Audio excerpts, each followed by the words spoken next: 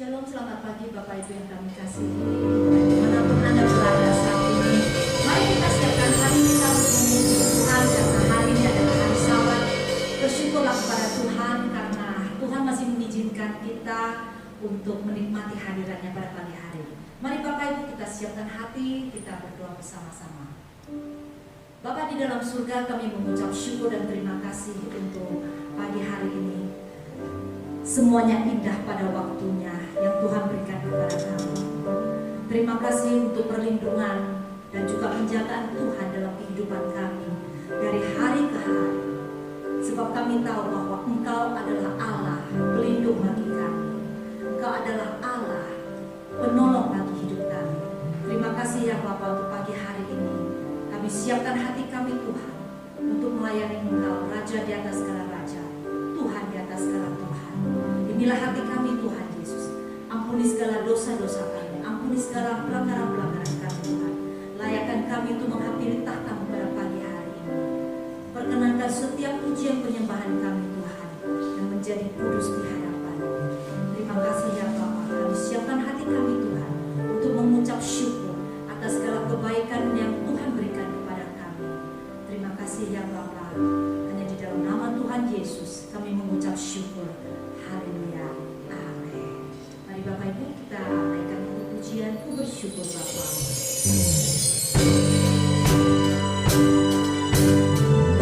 Banyak yang Kau perbuat dalam hidupku, rancangan indah terjadi di hidupku.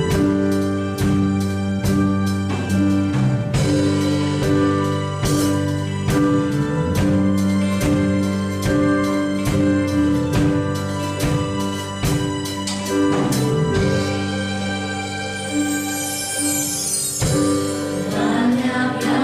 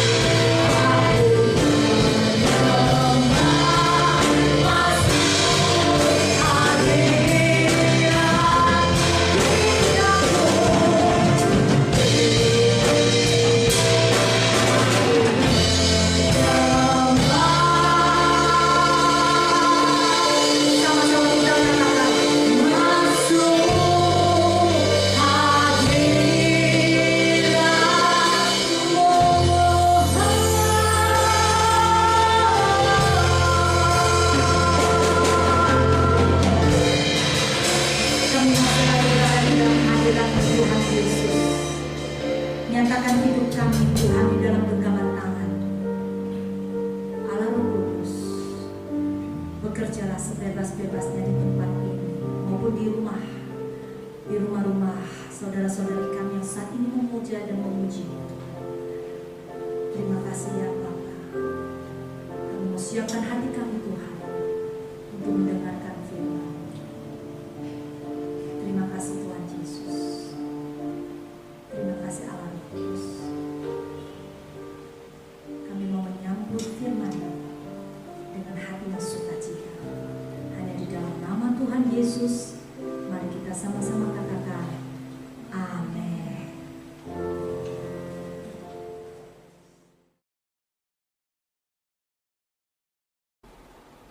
Haleluya. Salam, selamat pagi Bapak Ibu Saudara terkasih. Hari ini kita akan dengarkan firman Tuhan, dan untuk itu mari kita terlebih dahulu berdoa. Bapa Surgawi, kami bersyukur untuk hari Minggu di awal bulan Juli ini. Kami datang beribadah lagi kepadamu. Kami rindu memuji dan menyembah Engkau ya Tuhan, sebab Engkau saja yang layak ditinggikan. Kami rindu mendengarkan sabda-Mu, firman-Mu yang menjadi penuntun bagi hidup kami. Maka berbicaralah kepada kami ya Tuhan. Kami siap mendengarkan sabda-Mu. Dalam nama Tuhan Yesus Kristus kami berdoa. Sama-sama kita berkata amin. Saudara, pagi ini saya akan berkhotbah dengan judul Mazmur dan Iman Kristen. Itu berarti yang akan dikupas adalah kaitan atau pengaruh atau manfaat atau arti daripada Mazmur kepada iman Kristen. Saudara, kitab Mazmur ini ada 150 nomor, adalah koleksi syair nyanyian yang digubah oleh sejumlah orang. Ada beberapa orang sejak dari zaman Musa hingga zaman pembuangan di Babel. Nah, ketika di Babel, pengkoleksian syair-syair itu mulai dilakukan, sebab di sana di Babel itu tidak ada bait Allah, sehingga tidak ada ritual atau ibadah kurban, sehingga yang menjadi sentral ibadah di sana adalah sinagoge dengan pengajaran, ditambah lagi dengan doa-doa dan nyanyian-nyanyian, sehingga kebutuhan akan nyanyian-nyanyian dan syair-syair doa menjadi sangat kuat pada waktu itu, dan terjadilah pengkoleksian lagu-lagu ini, sehingga kemudian juga secara bertahap menjadi bagian daripada kitab suci orang Yahudi. Pada zaman Tuhan Yesus, koleksi Mazmur sudah masuk ke dalam kitab suci mereka. Yesus dan para murid beserta dengan gereja awal dan seterusnya gereja selanjutnya terus memakai Mazmur sebagai bagian daripada ibadah. Nah, kali ini saya akan menyampaikan beberapa manfaat Mazmur, beberapa guna Mazmur dalam kehidupan iman kita. Saudara, yang pertama saya akan menyampaikan Mazmur memberi petunjuk bagi orang percaya tentang bagaimana hidup baru, memberi petunjuk terhadap kehidupan yang baru. Ya, saudaraku, misalnya kita akan melihat Mazmur 1, langsung kita baca Mazmur pasal 1 ayat 1 sampai 6. Demikian firman Tuhan.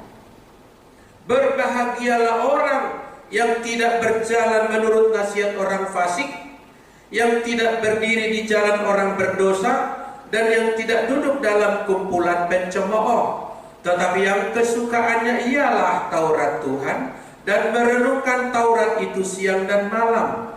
Ia seperti pohon yang ditanam di tepi aliran air, yang menghasilkan buahnya pada musimnya, dan yang tidak layu daunnya.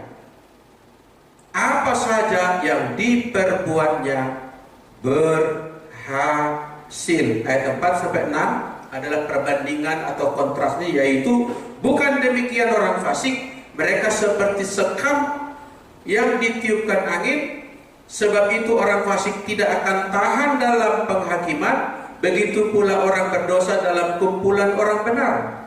Sebab Tuhan mengenal jalan orang benar, tetapi jalan orang fasik menuju kebinasaan. Saudara, kitab Mazmur di sini memberikan petunjuk tentang bagaimana kualitas hidup. Di situ diperbandingkan kualitas hidup orang yang berjalan menurut nasihat orang fasik, kontras dengan mereka yang fasik dengan orang yang benar, berjalan dengan benar.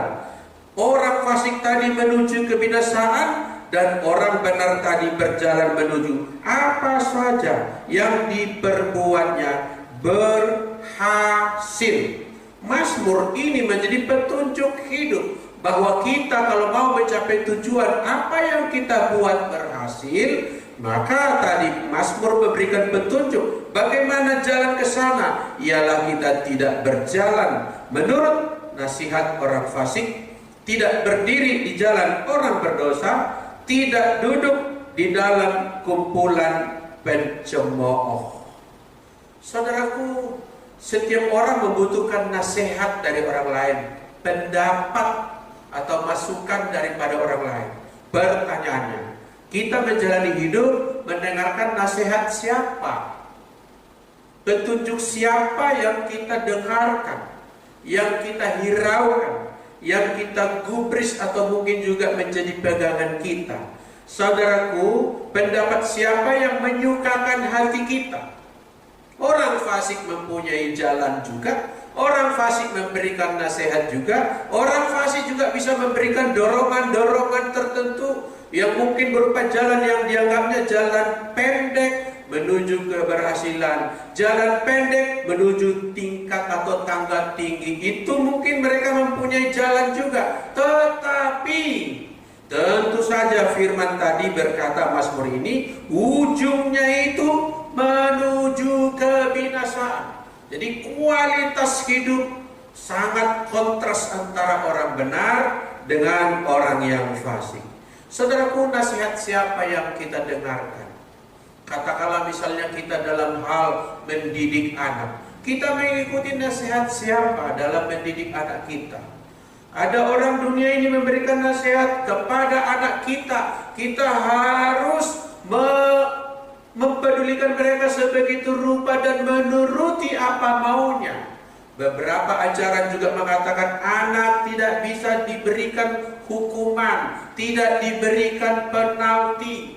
Yang lain memberikan metode atau cara anak itu dituruti maunya, manjanya, ataupun dibiarkan berkembang menurut polanya sendiri. Saudaraku, bahwa orang benar tidak mendasarkan nasihat seperti itu menjadi pedoman baginya. Saudara, orang yang memanjakan anaknya sebetulnya di kemudian hari mengundang kesusahan, atau di masa tua mengundang kesusahan bagi dirinya sendiri. Ada banyak petunjuk hidup di dunia ini. Ada banyak jalan-jalan yang dinasihatkan orang kepada kita.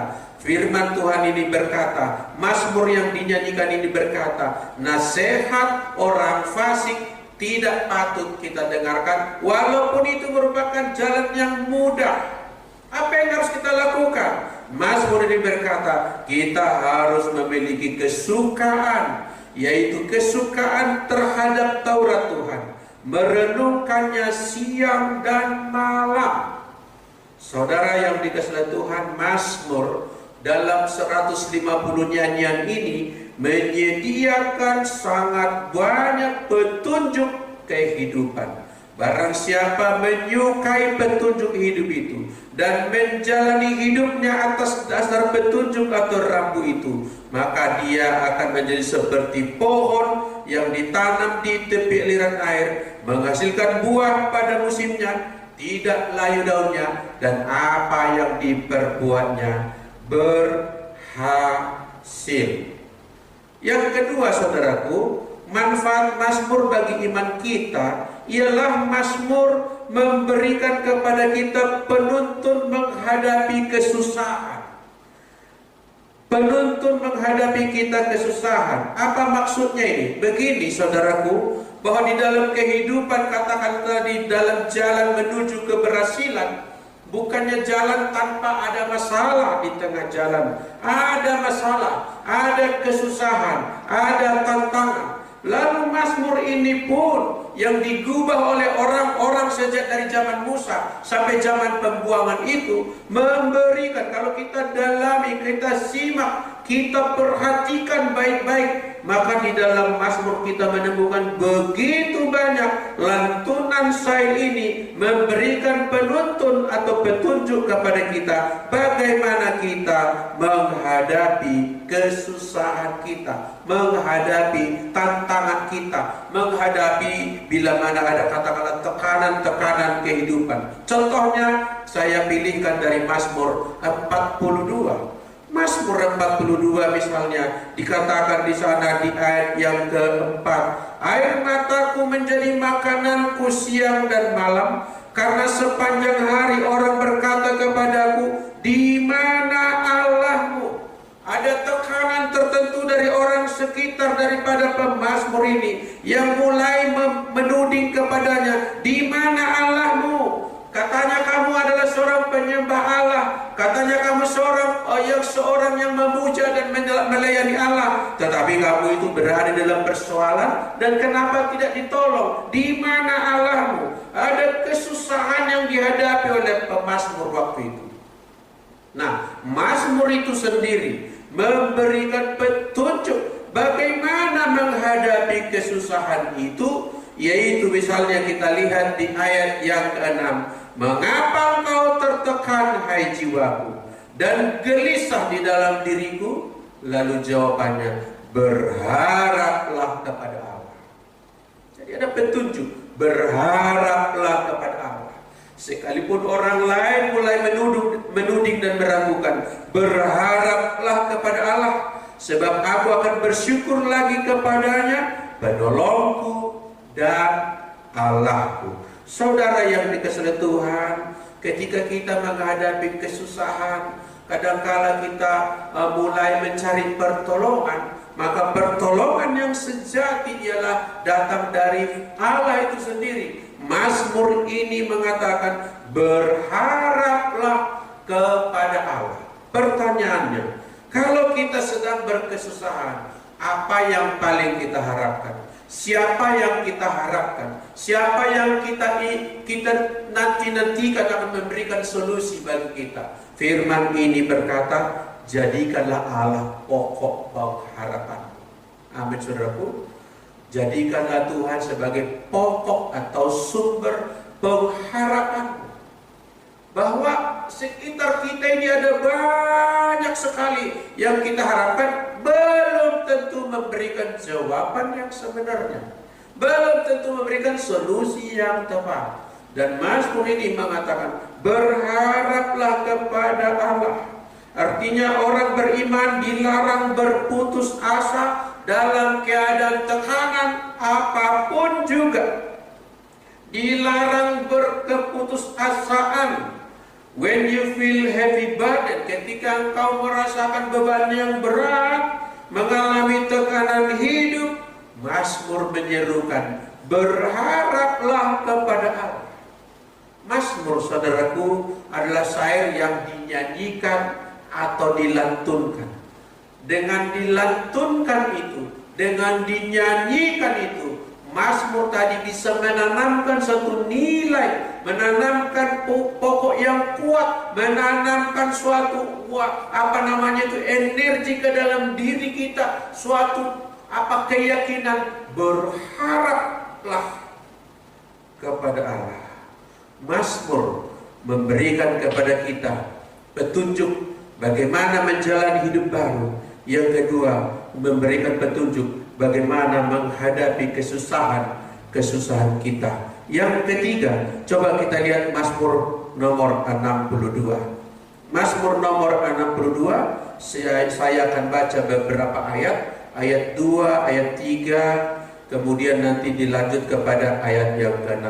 Demikian ayat 2.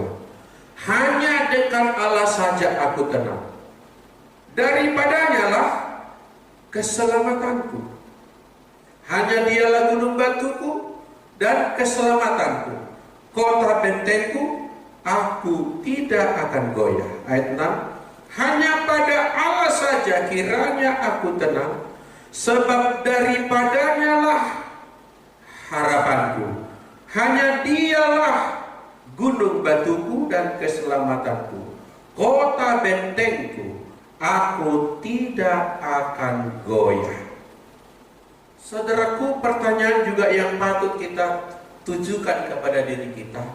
Ketika kita menjalani kehidupan begitu rupa dengan pergantian musim, ada saat senang, tentu ada saat susah, ada saat mudah, tentu ada saat yang sukar. Nah, ketika dalam keadaan kesusahan tadi, kita dekat kepada siapa? Ketika kita saat senang tadi, kita dekat dengan siapa? Firman ini berkata, hanya dekat Allah saja aku tenang.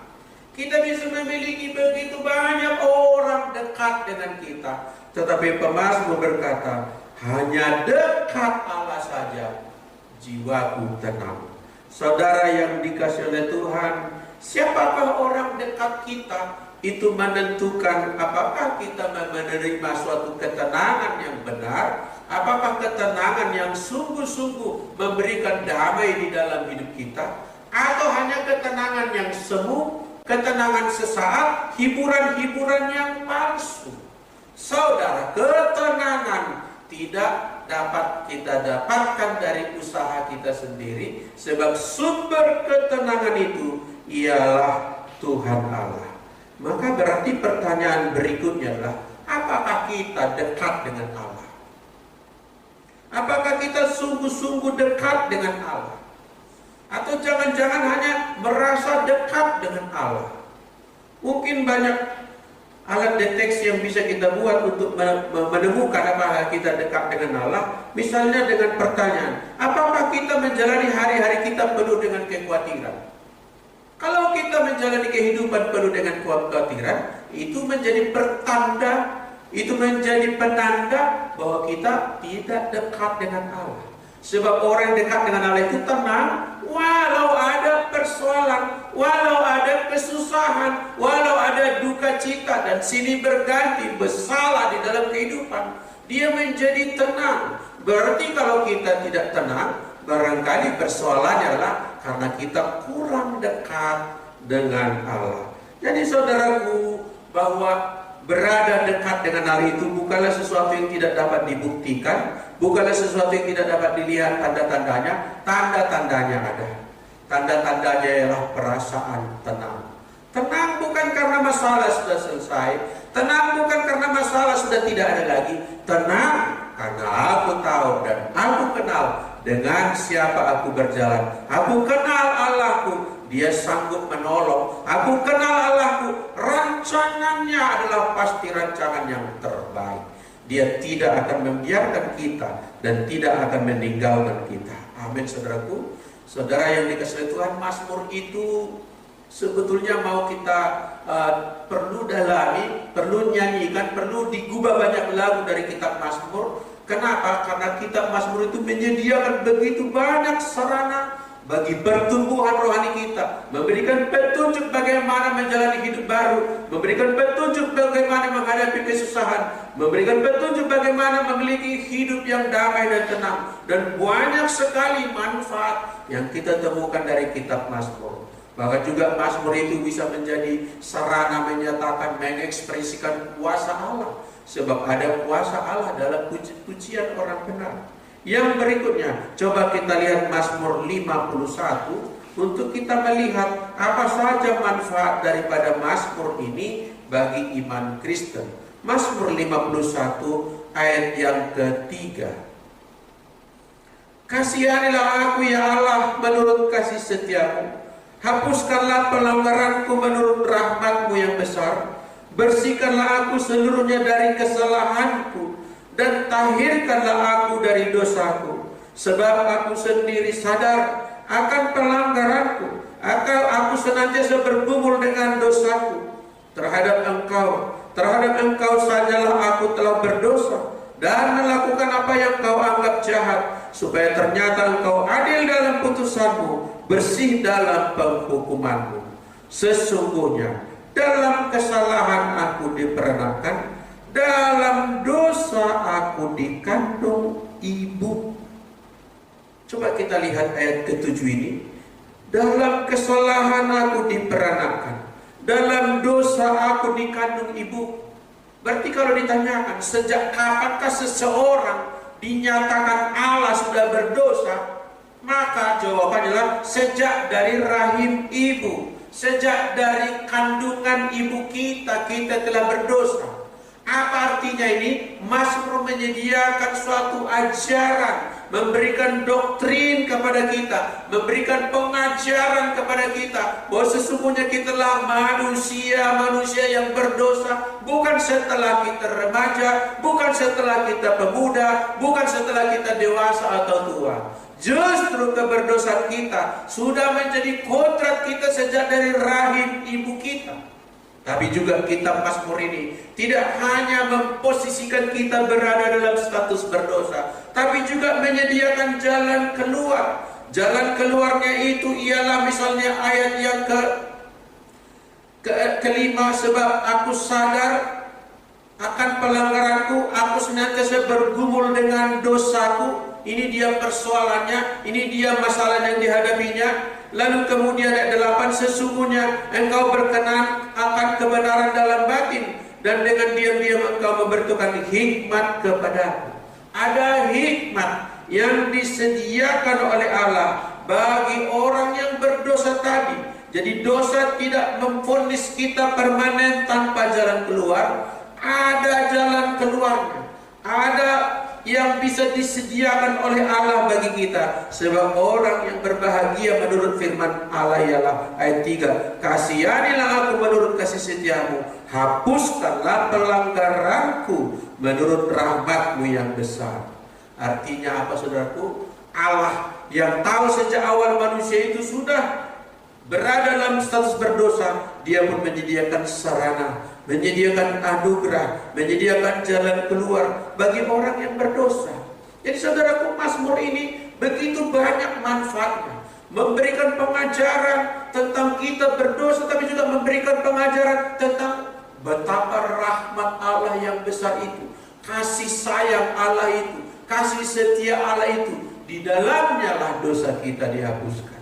Saudara yang dikasihi Tuhan, Mazmur ini perlu kita dalami. Jangan sekedar lagu saja, tapi di dalamnya begitu banyak manfaat. Ada ajaran yang tersimpan di dalam. Lagi pula saudaraku hendak berkata bahwa Mazmur itu bukan suatu kalimat-kalimat yang dikarang begitu saja. Itu juga bersumber dari pengalaman hidup mereka, pengalaman hidup umat beriman itu, pengalaman hidup Musa, Daud dan yang lainnya, tertuang di dalamnya yang diekspresikan tentang bagaimana menjalani kehidupan, bagaimana mendapatkan hati yang tenang, bagaimana solusi terhadap keberdosaan. Berbahagialah orang yang dosanya diampuni Tuhan. Berbahagialah orang yang kesalahannya tidak diperhitungkan Allah kepadanya. Amin saudaraku. Kitab Mazmur begitu luar biasa, banyak manfaat yang dapat kita gali dari dalamnya. Juga Mazmur ini sendiri adalah saudaraku menjadi bagian daripada ibadah Kristen. Nyanyian-nyanyian perlu banyak digubah dari Mazmur ini. Dan saya percaya ketika kita menyukai Mazmur, ketika kita membawa Mazmur ke dalam nyanyian kita, ketika kita menjadikan Mazmur menjadi suatu kesukaan kita, ada begitu banyak manfaat rohani yang akan mengisi pertumbuhan rohani kita, pertumbuhan iman kita, sehingga sungguh-sungguh saudaraku ada penuntun bagi kita menjalani hidup sebagaimana hidup yang dikehendaki oleh Allah. Tuhan Yesus memberkati kita. Semoga dengan menyukai Mazmur kita akan mengalami pertumbuhan rohani sebagaimana yang dikehendaki oleh Tuhan. Amin. Sebentar lagi kita akan mengikuti perjamuan kudus. Saudaraku, mari kita siapkan masing-masing di rumah kita roti dan anggur, dan sebentar lagi kita akan memasuki sakramen perjamuan kudus.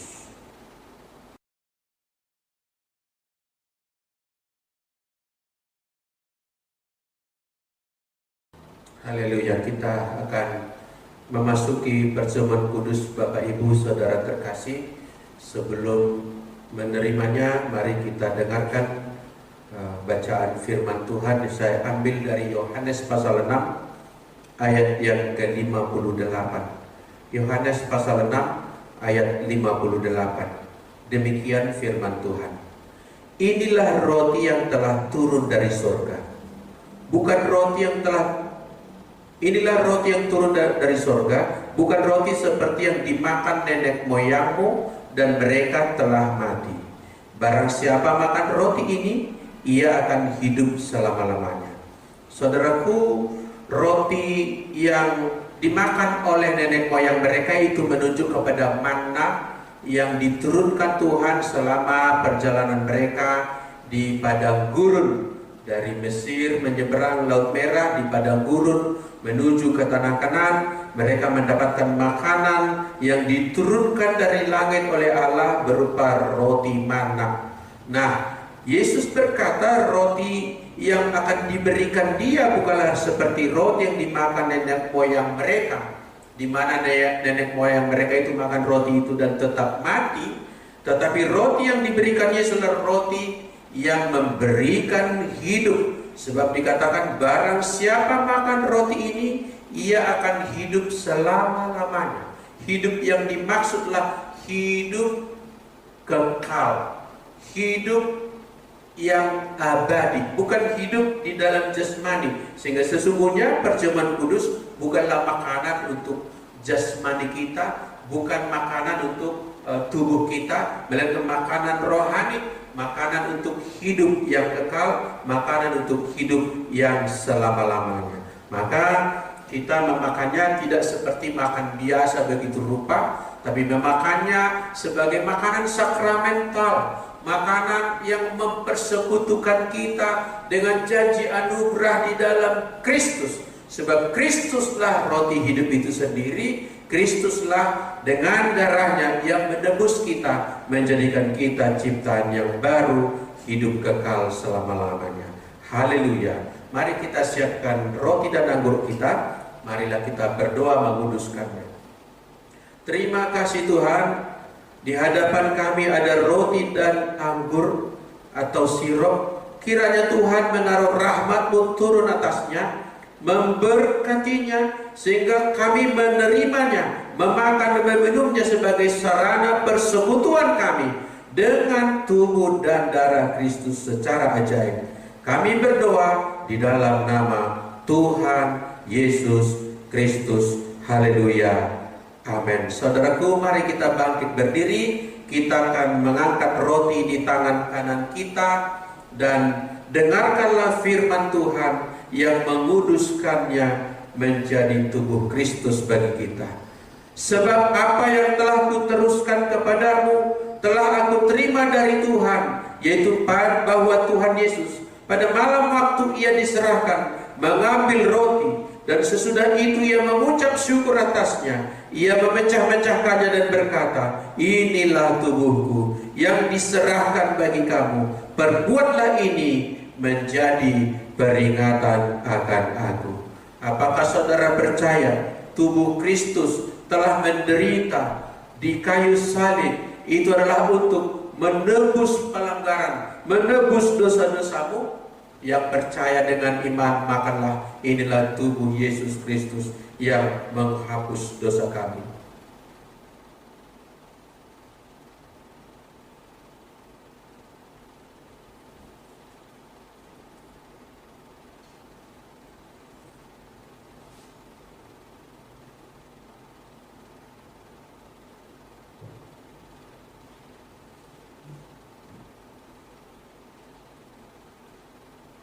Kita angkat cawan anggur di tangan kanan kita dan dengarkanlah firman Tuhan. Sebab apa? Demikian juga ia mengambil cawan sesudah makan, lalu berkata, cawan ini adalah perjanjian baru yang dimeteraikan oleh darahku. Perbuatlah ini setiap kali kamu meminumnya, menjadi peringatan akan aku. Cawan perjanjian baru menyempurnakan cawan perjanjian lama yang berupa darah anak domba. Darah anak domba hanya bayang-bayang, hanya tanda, hanya penunjuk, tapi realisasi dan kegenapannya adalah darah Yesus Kristus yang menghapus dosa dunia. Apakah saudara percaya darahnya tercurah untuk tebus dosamu? Apakah engkau percaya Tuhan Yesus Dialah Tuhan kita, Dialah Juru Selamat kita, Dialah Penyelamat kita. Yang percaya dengan iman, minumlah, inilah cawan perjanjian baru, inilah darah Yesus Kristus.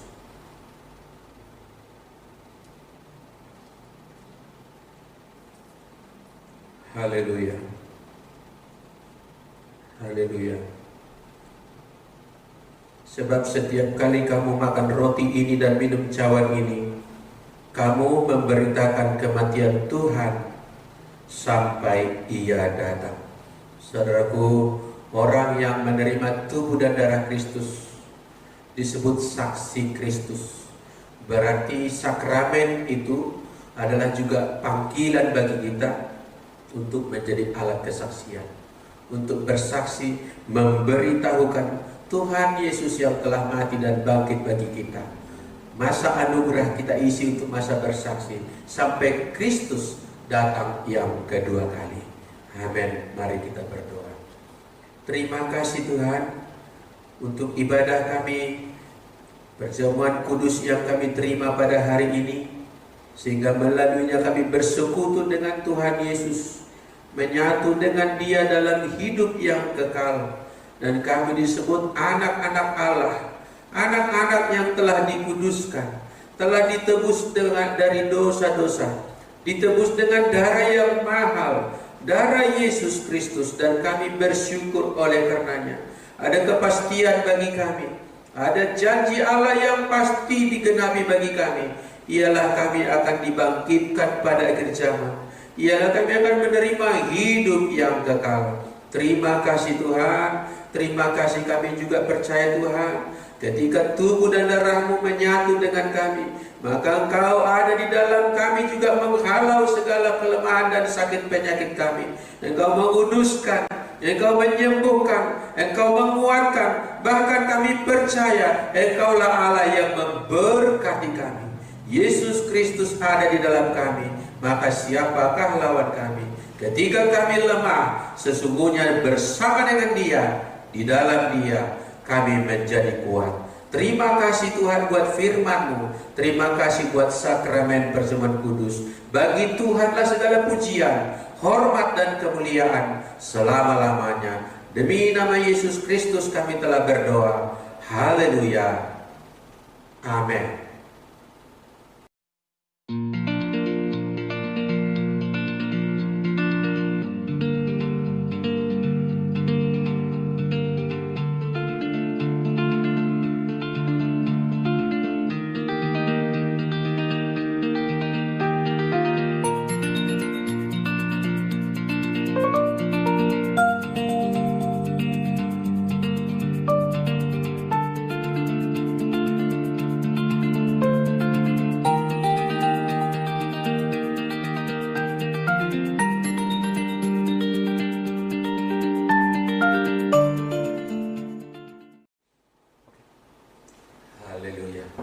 Puji nama Tuhan. Jemaat terkasih, ibadah kita hari ini akan segera kita akhiri. Sebelum kita menutupnya, maka kita akan menerima berkat Allah. Sebelumnya marilah kita berdoa. Terima kasih ya Tuhan untuk ibadah kami berkenan di hadapan-Mu, dan kehadiran-Mu sejak dari awal sampai pada bagian akhir ibadah ini telah menjadi pokok kegirangan bagi kami. Dan saatnya kami akan mengakhiri ibadah ini, kiranya tangan Tuhanlah yang direntangkan di tengah-tengah kami dan memberkati setiap kami. Saudaraku, buka hatimu, arahkan pikiranmu kepada Kristus. Kalau tidak sedang berhalangan di rumah dan tidak keberatan hatimu, angkat dan tadahkan kedua tanganmu dan terimalah berkat Allah turun atasmu. Tuhan memberkati engkau dan melindungi engkau. Tuhan menyinari engkau dengan wajahnya dan memberikan engkau kasih karunia. Tuhan menghadapkan wajahnya kepadamu dan memberikan engkau damai sejahtera. Rahmat daripada Bapa kita, anugerah di dalam Yesus Kristus Tuhan, penyertaan Roh Kudus beserta kita mulai sekarang sampai esok dan selama-lamanya. Haleluya. Sama-sama kita berkata, amin. Tuhan.